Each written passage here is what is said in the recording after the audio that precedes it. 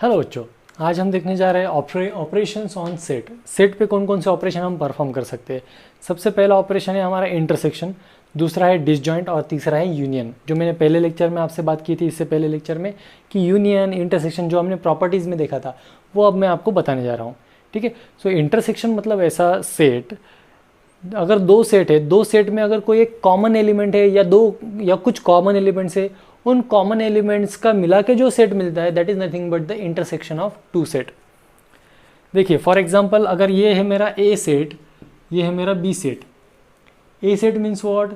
A set is the multiple of two, मतलब यहाँ पर टू के मल्टीपल्स है एक 6 7 तक, मतलब 2 1 2, 2 4 देन 2 4 6 8, फिर 10 12 14 लाइकवाइज। ठीक है।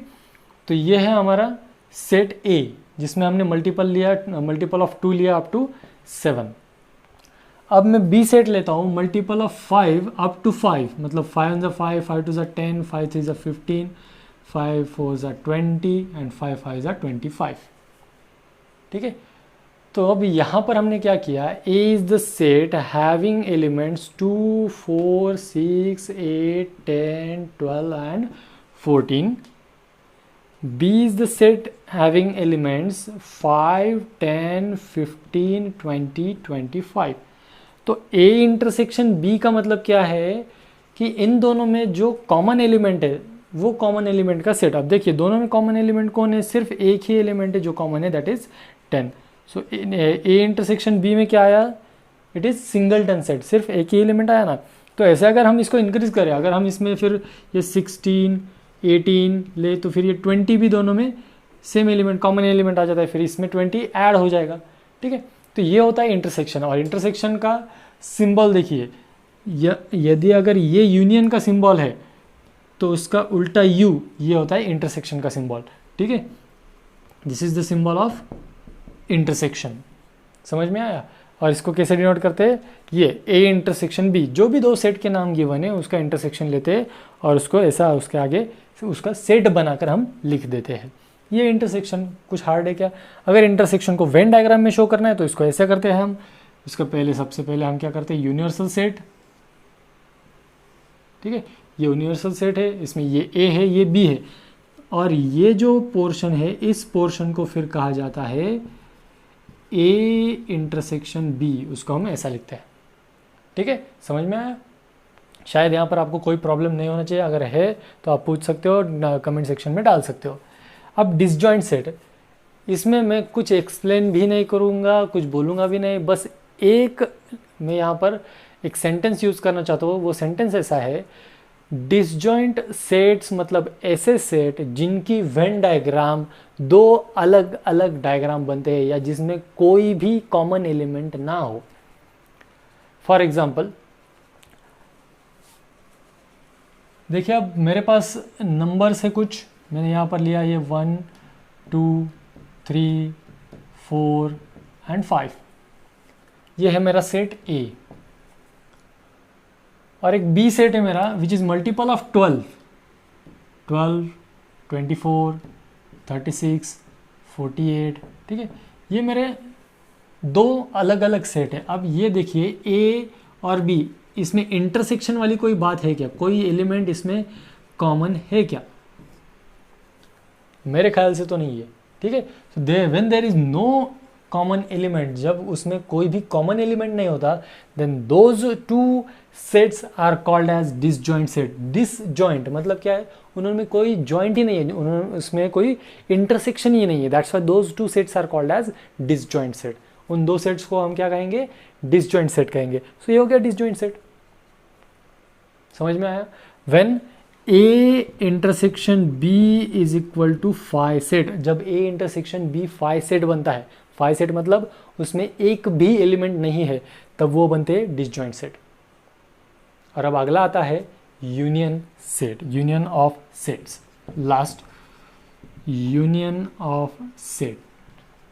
यूनियन मतलब जो दो सेट हम कंसिडर कर रहे हैं वो दो सेट में जितने भी एलिमेंट्स हैं उन सारे के सारे एलिमेंट्स का एक इकट्ठा लिखना मतलब हमारा यूनियन बनता है। Suppose A is the set of elements 1 2 3 4 5 and B is the element 0 -1 -2 -3। तो ए यूनियन बी मतलब क्या बन जाता है, A union B is equal to इन दोनों में जो कुछ भी एलिमेंट्स है वो सारे के सारे एलिमेंट्स इसमें आने चाहिए। उसका मतलब होता है ये ए यूनियन बी, दोनों में जितना है उतना समेट लो। क्या क्या है देखिए यहाँ पर, यहाँ से मैं स्टार्ट करता हूँ, ये -3 -2 -1 0 1 2 3 4 एंड 5, ये हो गया मेरा ए यूनियन बी। यूनियन को कैसे शो करते हैं, अगर ये इंटरसेक्शन का है तो ये यूनियन का सिंबल है यू, ठीक है, ये यूनियन का सिंबल है और ये इंटरसेक्शन का सिंबल है, इसलिए ये ए यूनियन बी ऐसा लिखा जाता है जिसमें ए और बी के सारे एलिमेंट्स आते हैं। अगर कुछ एलिमेंट रिपीट होते हैं तो वो हम रिपीट नहीं लिखते, ठीक है। अगर कुछ एलिमेंट रिपीट हो रहे हैं तो उसको डबल डबल नहीं लिखना है। अगर सपोज जैसे फॉर एग्जांपल यहाँ पर 0 से पहले यहाँ पर अगर 1 होता था तो हम क्या करते थे कि ये सारे एलिमेंट्स लिखते थे, लेकिन 1 अगर हम यहाँ पर भी लिखे, फॉर एग्जांपल लिख देता हूँ, चलो 1 0 -1 -2 -3 these are the element from set B, set B के एलिमेंट्स है। तो यहाँ पर भी 1 है, यहाँ पर भी 1 है, इसलिए हमने क्या करना है, सिर्फ सिंगल टाइम यहाँ पर 1 लिख दिया, हो गया काम, उसको डबल डबल नहीं लिखना है, ठीक है। तो ये हो गया हमारे ऑपरेशंस ऑन सेट। कौन कौन से ऑपरेशन है हमारे पास, intersection, disjoint and union. Intersection मतलब क्या, दो सेट हमें जो गिवन है उसमें से कॉमन पार्ट मतलब इंटरसेक्शन। डिसजॉइंट मतलब व्हेन टू टोटली डिफरेंट, जिसमें इंटरसेक्शन अगर हम करें तो वो 5 सेट आता है, मतलब इंटरसेक्शन में कोई एलिमेंट है ही नहीं, then those 2 sets are called as disjoint set. और third union of set, union मतलब जो दो सेट हमें गिवन है उन दोनों सेट में कि सारे के सारे एलिमेंट मिलाकर जो एक सेट हमने बनाया उस सेट को कहा जाता है यूनियन ऑफ सेट, ठीक है। ये 3 ऑपरेशंस हमारे यहाँ पर हो गए। अब guys these are the some properties of union of set and intersection of set, ठीक है। यूनियन ऑफ सेट और इंटरसेक्शन ऑफ सेट के कुछ प्रॉपर्टीज है। देखिए सबसे पहली प्रॉपर्टी क्या है, अगर दो सेट है ए और बी, उसको आप ए इंटरसेक्शन बी लिखो या बी इंटरसेक्शन ए लिखो, दोनों सेट में जो इंटरसेक्शन आने वाला है वो चेंज होने वाला है क्या, नहीं। That's why here this is happen A intersection B is equal to B intersection A. फिर उसके बाद है if A is a subset of B, A is a subset of B, then A intersection B is equal to A. For example ये देखिए, इसको मैं Venn diagram की help से आपको दिखा देता हूँ। ये एक हमारा यूनिवर्सल सेट है जिसमें A is a subset of B, मतलब ये होगा या हमारा बी और ये है हमारा ए।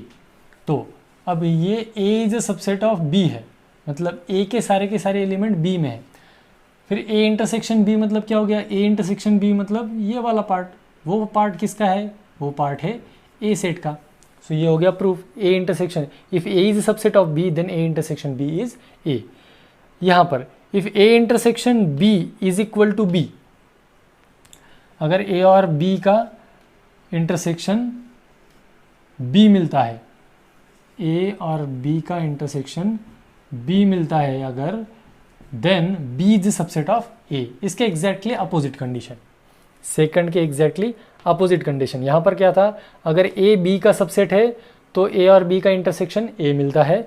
वहीं यहाँ पर क्या लिखा हमने कि ए और बी अगर इंटरसेक्शन उसका बी मिलता है तो बी इज सबसेट ऑफ ए होता है, ठीक है। ये हो गए दोनों।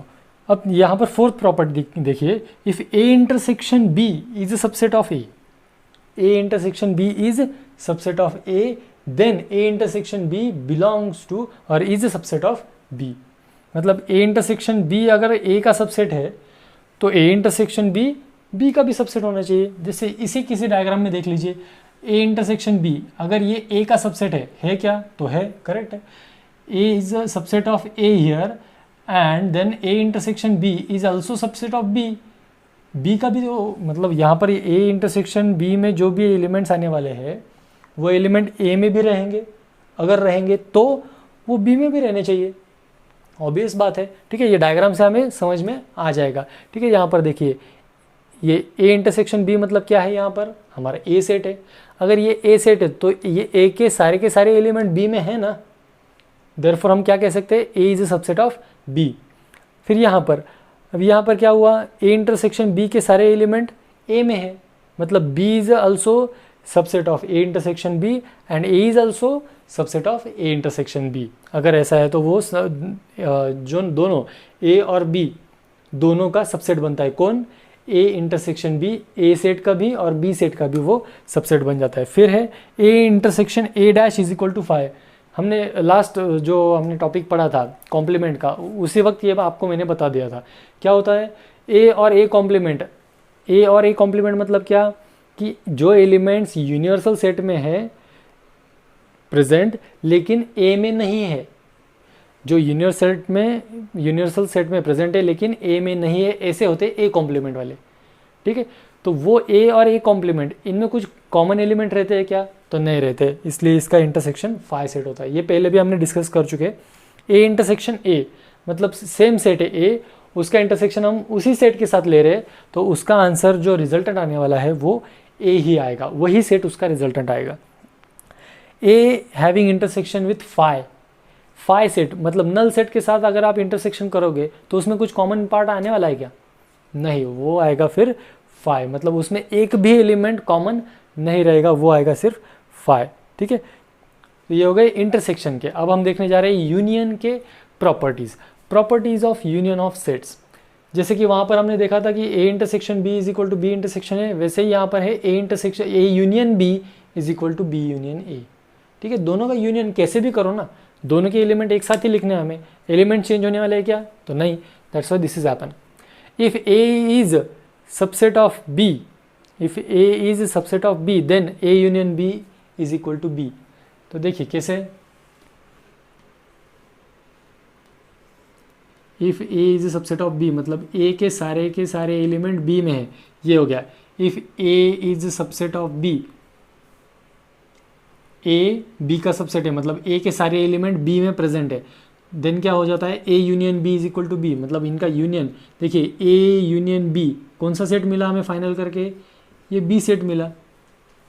ठीक है, सो उनका यूनियन हो जाता है B set. If A is subset of A union B, अगर ए यूनियन बी का सबसेट है,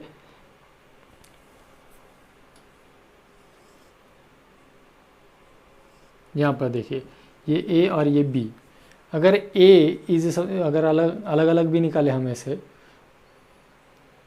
यहाँ पर मैंने निकाला ये set A, so A is subset of A union B मतलब यहाँ के सारे एलिमेंट्स यहाँ पर आ जाएंगे। Sorry, A is subset of, हाँ A is subset of A union B, तो यहाँ पर क्या मिलेगा हमें? B is also subset of A union B. ये ए सेट है हमारा जो ए यूनियन बी का सबसेट है, तो बी भी तो उसका सबसेट बन जाएगा ना, क्योंकि बी के भी एलिमेंट्स उसमें सारे आ रहे हैं। अगर ए यूनियन बी है तो उसमें ए के भी सारे एलिमेंट्स आएंगे, बी के भी सारे एलिमेंट्स आएंगे। अगर एक सेट के सारे एलिमेंट किसी दूसरे सेट में आते हैं तो वो सेट दूसरे सेट का सबसेट कहा जाता है। वैसे ही यहाँ पर ए के तो सारे एलिमेंट्स है ही, उसके साथ बी के भी सारे एलिमेंट्स यहाँ पर आ गए, तो ए अगर ए यूनियन बी का सबसेट है तो बी को भी ए यूनियन बी का सबसेट होना ही चाहिए। ये प्रॉपर्टी का कहना है। ठीक है, fourth property is A union A dash is equal to, ये हमने ऑलरेडी कॉम्प्लीमेंट में पढ़ रहा है, मतलब ये कॉम्प्लीमेंट होता है। ए और ए कॉम्प्लीमेंट का अगर हम यूनियन करते हैं तो वो यूनिवर्सल सेट बन जाता है। ए यूनियन ए, किसी एक सेट का उसी सेट के साथ यूनियन लेना मतलब उसका आंसर वही सेट आ जाता है। और ये ए यूनियन फाई मतलब किसी सेट का फाई सेट के साथ यूनियन लेना मतलब वो आंसर आ जाता है that set itself. So these are the properties of union of sets and intersection of sets. ठीक है, अब ये प्रॉपर्टीज यूज करके हम कुछ एग्जांपल सॉल्व करने वाले आफ्टर कंप्लीटिंग नेक्स्ट कंसेप्ट। अब देखिए हमारा नेक्स्ट कंसेप्ट है number of elements in a set. एक सेट में कितने एलिमेंट्स प्रेजेंट है ये हमें लिखना है। So it is denoted as n of A मतलब number of elements in set A. So set A में कितने एलिमेंट्स है? 3, 6, 9, 12, 5 मतलब ये 3, 6, 9, 12, 5 these are only the values. So total कितने एलिमेंट है? 1, 2, 3, 4 and 5। So n of A is equal to 5। Similarly n of B मतलब number of elements in B is equal to how many elements are there? There are also 5 elements. ठीक है, so number of elements in set A and number of elements in set B are equal. Both the set having 5 elements. मैं सिर्फ number of element की बात कर रहा हूँ, मैं एलिमेंट इक्वल है ये नहीं कह रहा। देखिए यहाँ पर 3 6 ये इक्वल है क्या, या 6 6 ये ठीक है, ये 6 ये इक्वल हो सकता है, ये 12 हो सकता है, लेकिन बाकी एलिमेंट्स इक्वल है क्या, नहीं। मैं एलिमेंट्स की बात नहीं कर रहा हूँ, मैं सिर्फ नंबर ऑफ एलिमेंट्स की बात कर रहा हूँ, ठीक है। So number of elements are equal in both the set, दोनों सेट में 5-5 एलिमेंट्स है। जैसे फॉर एग्जाम्पल एक कोई बंदा है सपोज ABC जिसका नाम है, उसके पास साथ है उसके हाथ में 5 अमरूद, मतलब ठीक है, गुआवा पेरू जिसे कहते हैं हम, और एक दूसरा कोई बंदा है उसके हाथ में 5 सेब सफरचंद एप्पल, ठीक है। तो हम कहेंगे क्या, ये इसके पास भी 5 एप्पल है, एक फर्स्ट पर्सन के पास नहीं, दोनों के पास 5-5 की क्वांटिटी में 2 अलग अलग फ्रूट होते हैं, लेकिन हम क्या कहेंगे, दोनों के साथ हाथ में क्वांटिटी सेम है, कहेंगे ना। इसके भी हाथ में 5 है, इसके भी हाथ में 5 है, ठीक है। तो ये हो गया यहाँ पर नंबर ऑफ एलिमेंट्स, ठीक है।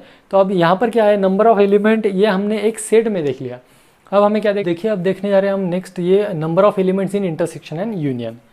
अब यहाँ पर ये A है, ये B है, जहाँ पर number of elements in A कितने हैं हमारे पास, 1 2 3 4 5, n of A is equal to इसमें है अब 5 ना, n of B is equal to how much, देखिए 1 2 3 4 5 6, there are 6 elements in n of B। अब इंटरसेक्शन निकालते हैं हम, A intersection B is equal to, A intersection B is equal to, देखिए कितना है इंटरसेक्शन के लिए, ये 6 6 यहाँ पर है, 12 12 है, तो इंटरसेक्शन निकाले तो 6, 12। अगर हम n of A intersection B निकाले तो कितने नंबर ऑफ एलिमेंट्स है यहाँ पर, 1 2 नंबर ऑफ एलिमेंट्स है, ठीक है। ये हो गया इंटरसेक्शन का। अब हम निकालेंगे A यूनियन B। यूनियन में मैंने आपको क्या कहा है कि जो डबल एलिमेंट है वो डबल एलिमेंट रिपीटली नहीं लिखना, उसको सिंगल टाइम लिखो। तो यहाँ पर देखिए सबसे पहले आएगा 3, देन 6, 9, 12, 15, 18, 24, 30 एंड 36। तो ये हो गया A यूनियन B। अब A यूनियन B में नंबर ऑफ एलिमेंट्स कितने हैं, number of elements in A union B is equal to 1 2 3 4 5 6 7 8 9। कितने एलिमेंट्स आ गए, 9 एलिमेंट्स। तो यहाँ पर देखिए n ऑफ A कितना है 5, n ऑफ B कितना है 6, n of A intersection B कितना है 2, और n of A union B कितना है 9।